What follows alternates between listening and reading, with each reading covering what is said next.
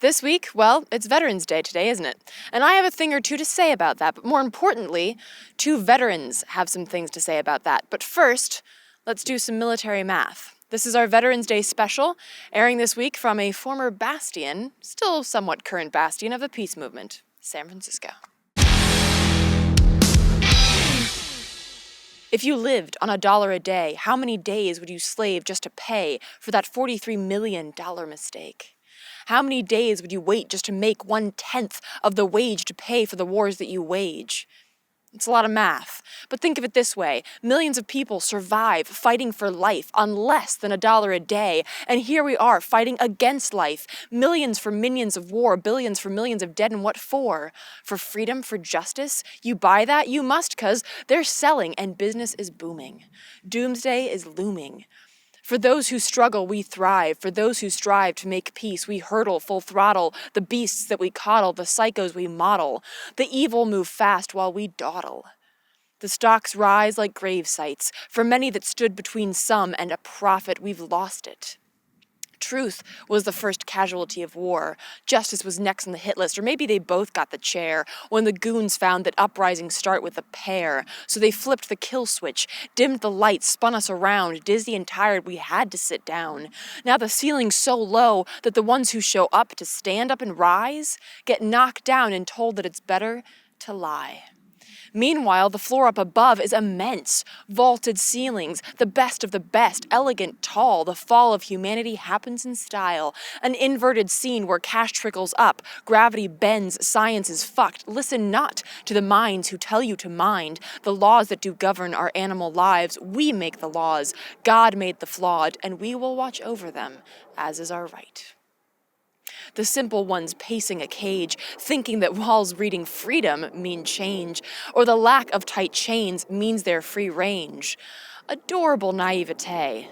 Looking up to the skies, hoping someone will save the lives that are plagued by these wars that we wage, but the God that you look for is here in our banks. The leaders you search for are shut up in tanks, and the drones that you see, well, they are the ones to deliver our creed. Read at your leisure. Time is no pressure. Money no object. Our spending is not checked. The balance of power is not. Put simply, you ought to swiftly consider your life as a good to deliver, a price tag and sold to the highest bidder.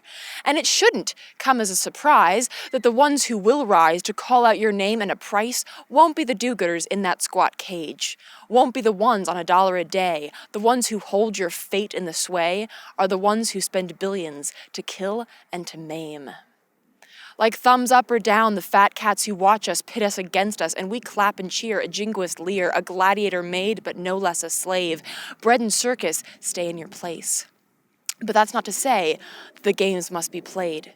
The dollars a day must be made in this way. No soldiers will kill, no crowds to pump up and thrill if we don't show up. But instead, now we rise up through that squat cage into the next room above, and we say, too many days to pay back the millions you maimed, the billions you spent to wage war and hate. Too many days. Not one more from today. From tweets to marching in the streets, this is Act Out.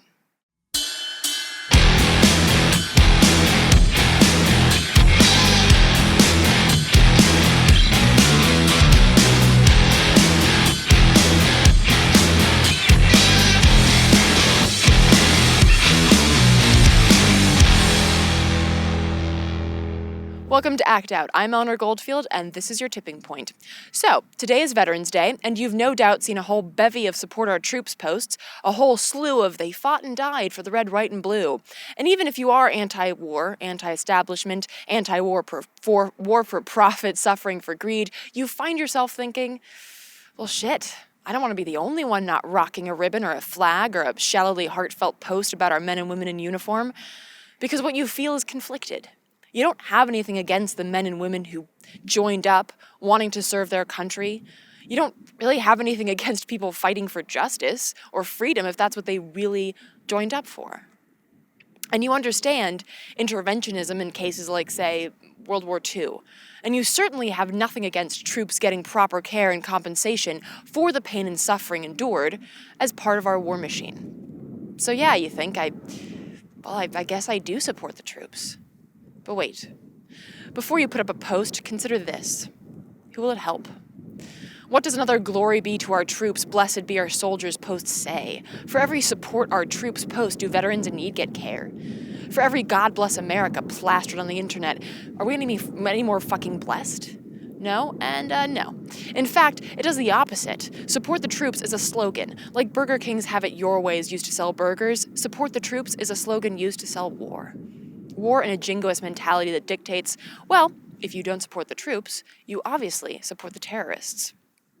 Support the troops makes more veterans. It doesn't take care of the ones that we already have.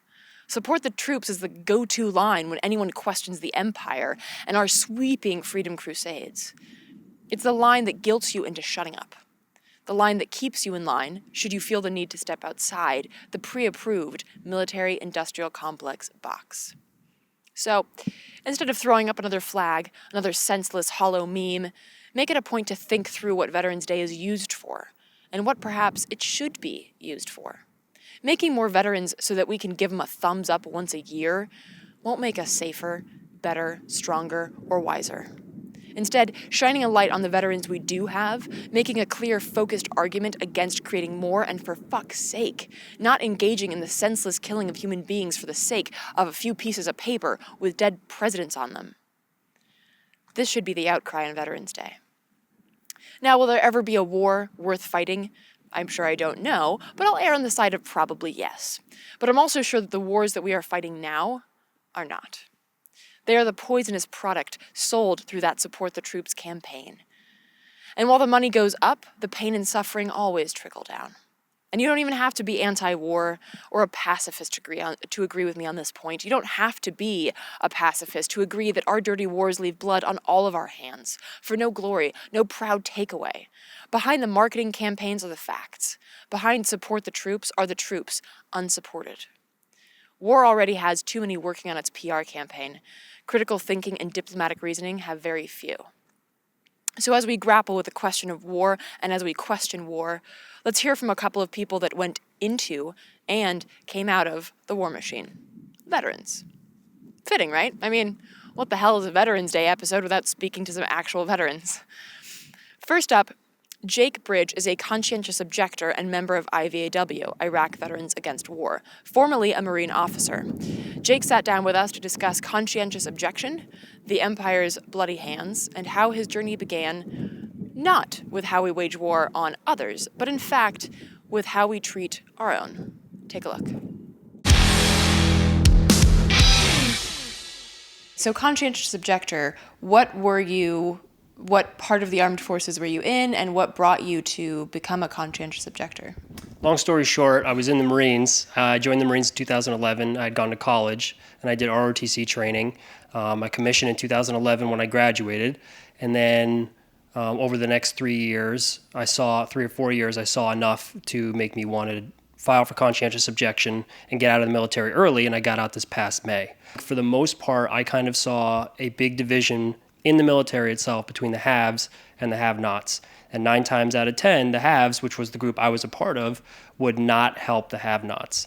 And I started thinking, well, if in the military, with our own people, if we can't even help our own people, we don't even treat our own people humanely, then how are we doing overseas when we're dealing with a culture we don't understand, who speaks a different language, has a totally different context?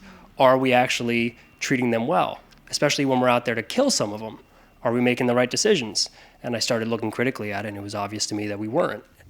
And by the haves and have-nots, do you mean have-nots in terms of your fellow people in the armed forces, like how we've sort of pushed the veterans aside, or do you just also mean the American people? So to break it down really simply, in the military, there's 2 types of ranks, basically. There's the officers, and there's the enlisted. Officers are the managers. They do a lot of the paperwork. They are the platoon commanders. They're the ones that are in charge, essentially. Almost all the time, officers are the ones in charge. And they are officers because they have a college degree. It's a prerequisite. You have to have a college degree. And the numbers from officers to enlisted in the entire military is about 1 officer for every 5. So you have a small cadre of people who are in charge. Not only that, but at the lowest rank in the officer level and the lowest rank in the enlisted level, the lowest ranking officer from the get-go makes about $3,000 a month.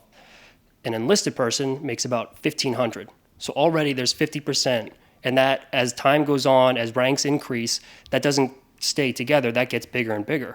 So it goes from 50% to 55 and 60 and so on. So that's what I mean when I say the haves and the have-nots. Yeah, it's interesting. It's sort of a microcosm and sort of intensifies the same thing that you see in the country as a whole, like the disparity between, the people that have money and the people that don't, the well-educated and the non-educated. So it's interesting that it's sort of like that microcosm. So speaking of the conscientious objector, how does that work? What is the process of becoming a conscientious objector? All told, the application process itself took 10 months. And then from that, after the 10-month period was over and they said, yes, you can get out, I was out a month later. So it was about 11 months. But it's a really long process because you have to build an application and answer questions like, what are your beliefs?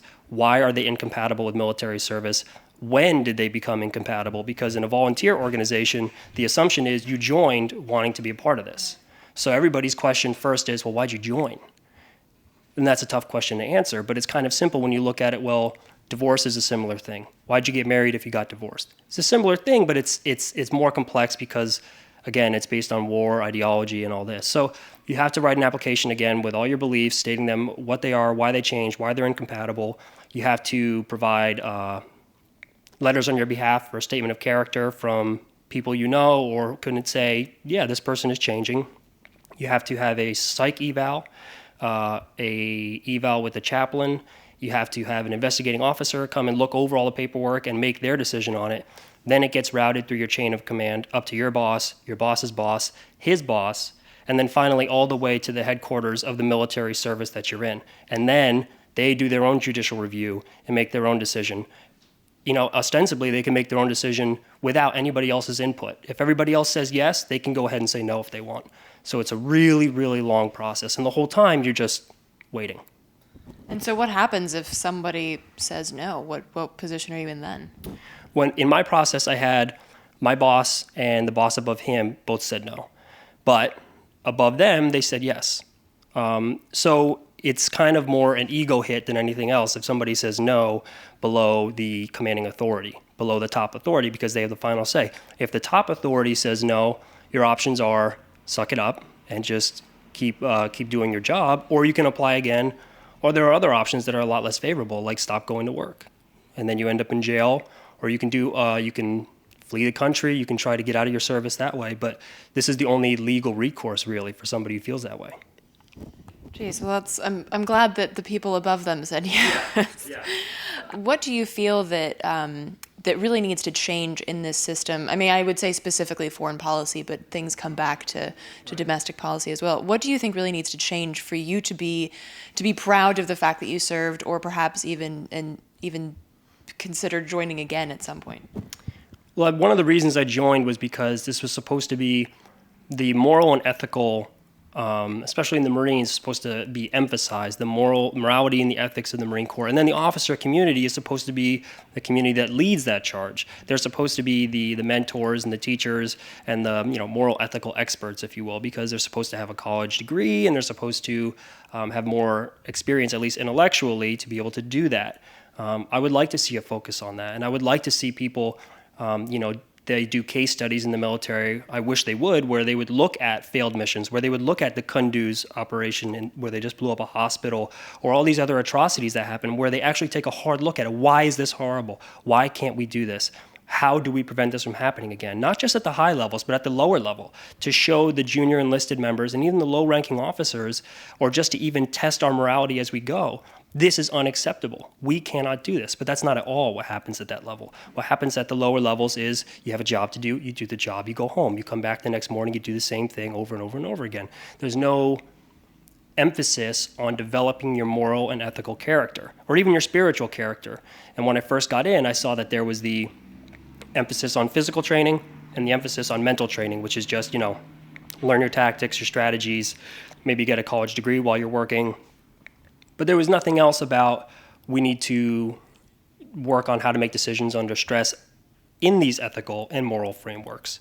So I would love to see a return to that, a focus on that, to actually look at these horrible things that happen, own them, acknowledge that we are responsible, but then saying this is why they can't happen. This is how they negatively affect our image around the world, and they totally they do opposite. They create more angst, more anger, more violence than they kill.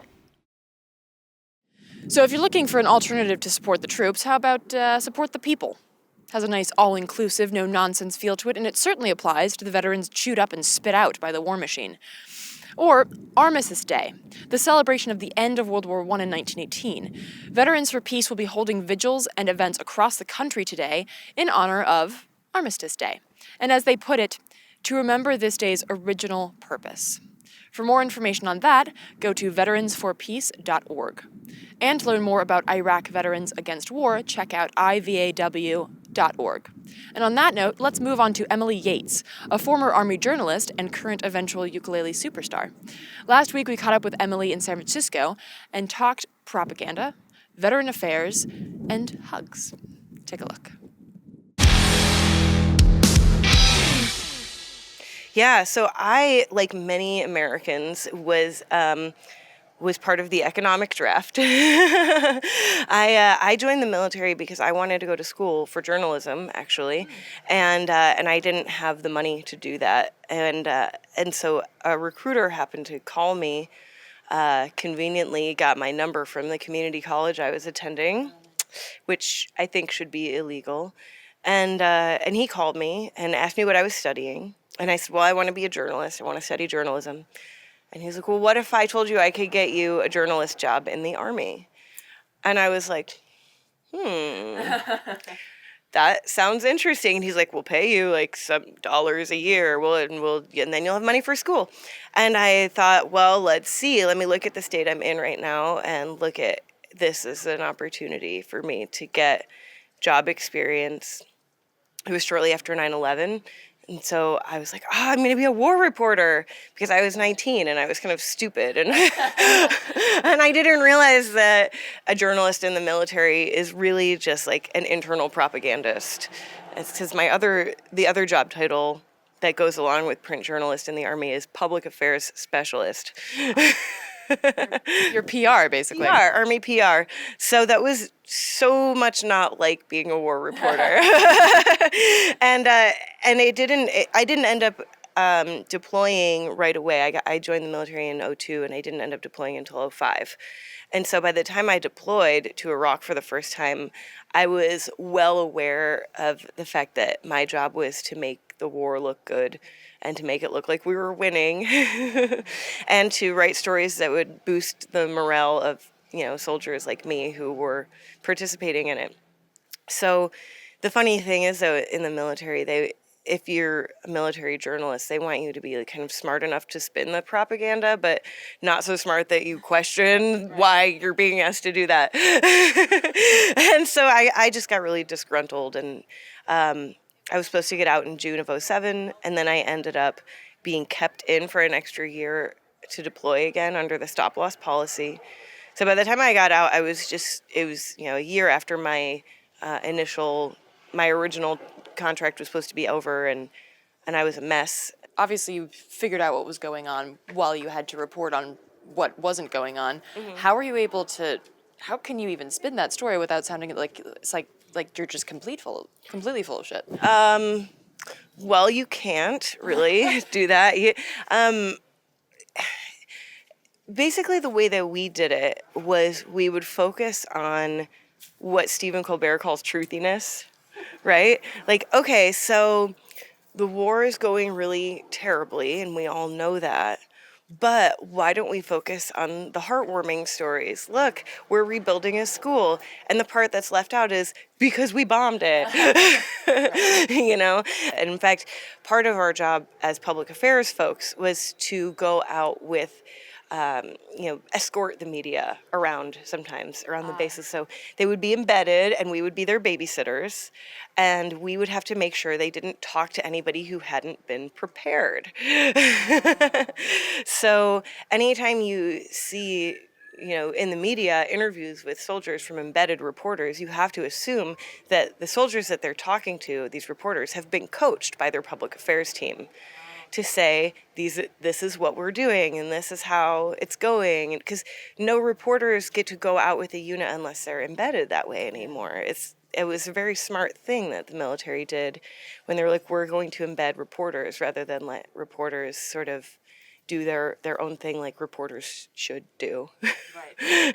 So since you left the Army, did you then sort of in a sense of repentance, did you say, actually, this is what happened and this is what really went on?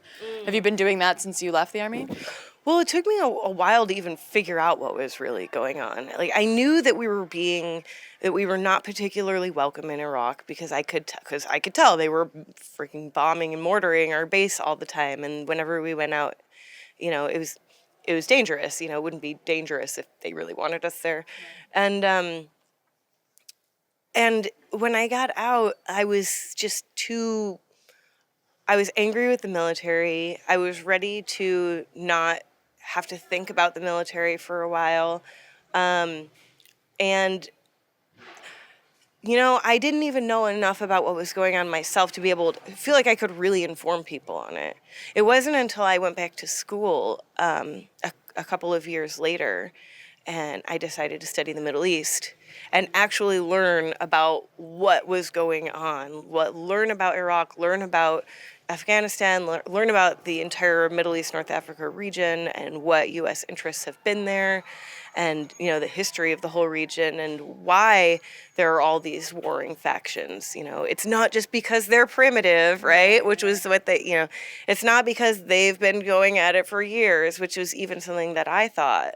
It was, because of imperialism and because of colonialism, and we're just basically exacerbating that problem. So eventually I was able to see that, and working with Iraq Veterans Against the War was extremely educational for me because whereas before I just knew that I was opposed to this, as I got working with these other veterans and started educating myself, I realized exactly why I was opposed to it. And it didn't really help with the anger issues. It didn't really help me, feel like better when people would thank me for my service or things like that.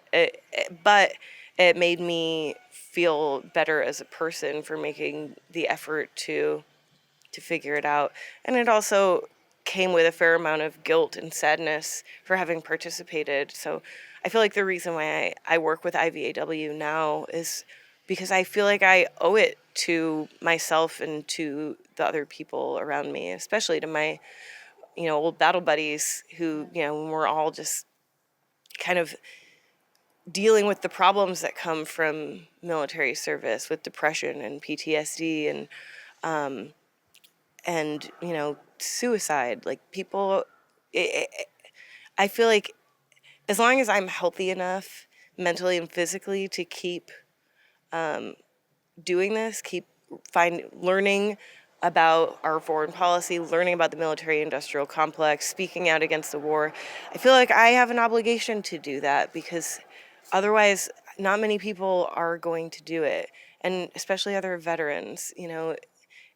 It behooves us to stay brainwashed because as soon as we break free of the brainwashing, then we have to reconcile all of the hardness of reality and all of the internal conflict that comes with knowing that you were a pawn or knowing that you were, a tool or a cog, and that doesn't feel good.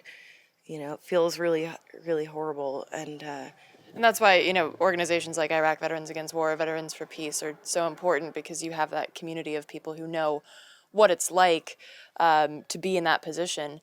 So final question, because this is airing on Veterans Day, what do you feel that people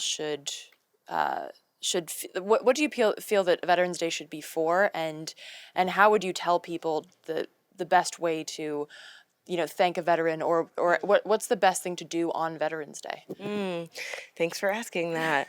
Well, originally Veterans Day was Armistice Day, as you might know. And I feel like the best way to honor veterans on Veterans Day is by committing to work to not create more veterans. Whenever I hear the thank you for your service, I understand that it comes from a good place and a well-meaning place for a lot of people. But at the same time, I've experienced firsthand how it can be used as a dismissal of like, thank you for your service, now please move along. Right. And we don't want to hear about your post-traumatic stress or your military sexual trauma or the fact that you disagree with what you were asked to do or anything. Like, we don't want to hear about that. Thank you for your service. Thank you. A woman actually did that. I was performing. Wow. I was performing in Flagstaff, Arizona, several months ago, and I mentioned into the microphone as some of my songs are inspired by my military service. And a woman at the bar, she was like, "Thank you for your service," and I was like, "Well, I appreciate you saying that, but or I appreciate your appreciation, but I really prefer to be thanked for the anti-war work I do now because I don't think I was helping anybody while I was in the Army." And she actually looked at me. She was like, "No, thank you." And then she and her friends proceeded to talk over all my songs that I played.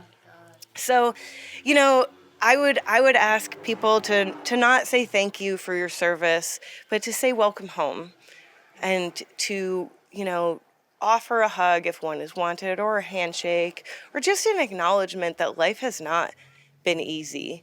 And also, I feel like we need to honor the veterans of our wars who are not American, the veterans, the Iraqi children who are growing up completely knowing only war, the Afghan children who are growing up knowing only war, the people who live in these places where we're waging these wars, they're involuntary veterans. These wars have accomplished so much harm for so many people, both at home and abroad. It boggles my mind that we're doing this to justify that we're justifying this by saying, well, the terrorists killed Americans. Like, more Americans have died in these wars than died on 9/11. So I feel like if we're thanking each other on Veterans Day, we should be thanking each other for paying attention. Well, awesome. So, welcome home. And and would you like a hug? I would love a hug. Okay. Thank you. So there you go. That's what you can do on Veterans Day, everyone. For more information on Emily and her work, including her songs like Try Not to Be a Dick and the Foreign Policy folk song, visit EmilyYatesMusic.com. Also, if you're currently serving and want to learn more about your rights and options as a member of the military, check out GIRightsHotline.org.